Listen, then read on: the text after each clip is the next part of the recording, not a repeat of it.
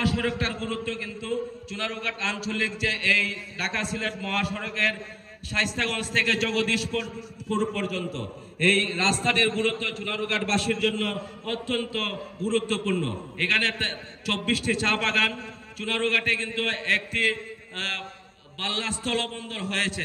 সেই স্থলবন্দরটি চালু হলে এই রাস্তাটির গুরুত্ব অত্যাধিক হবে এবং চুনারুঘাটের মানুষের প্রাণের দাবি ছিল এই সড়কটি, যেহেতু মহাসড়ক চলে গেছে, এই সড়কটি আবার পুনরায় জীবন ফিরে পাবে এবং চুনারুঘাটবাসী যোগাযোগের ক্ষেত্রে এক যুগান্তকারী পরিবর্তন আসবে।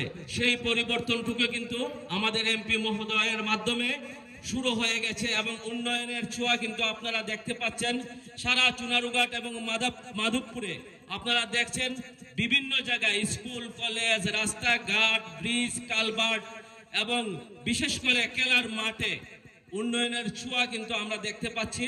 সেটা আপনাদের মাধ্যমে সারা এবং বিভিন্ন মিডিয়ার মাধ্যমে সারা বাংলাদেশে ছড়িয়ে গেছে এবং এই চুনারুঘাট মাধবপুর কিন্তু সারা বাংলাদেশের একটি মডেল হয়েছে এবং এই মডেলের কারণে সারা বাংলাদেশের যারা এমপি হয়েছেন এবং ব্যারিস্টার সৈয়দ সাইদুল হক এমপি মহোদয়ের এই দৃষ্টান্তমূলক কাজের পরিপ্রেক্ষিতে কিন্তু অনেকেই কুণ্ঠাসা হয়ে পড়ে গেছেন, যে অনেকেই প্রশ্নবিদ্ধ হয়েছেন যে চুনারুঘাট মাধবপুরে এত উন্নয়ন কিভাবে হচ্ছে, আপনারা আপনাদের এলাকায় কেন উন্নয়ন করতে পারছেন না।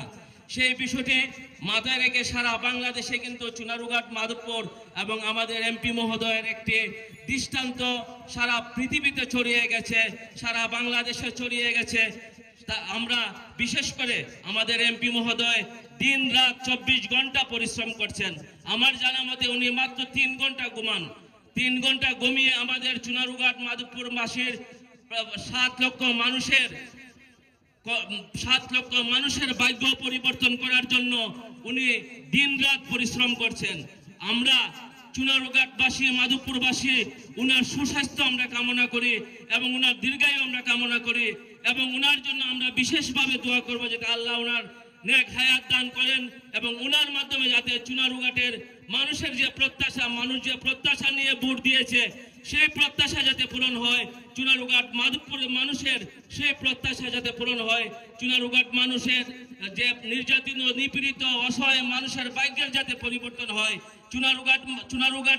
চুনারুঘাটের রাস্তাঘাটের ব্রিজ, কালভার্টের যাতে পরিবর্তন হয়, সেই প্রত্যাশা জানিয়ে আমি আমার বক্তব্য শেষ করছি।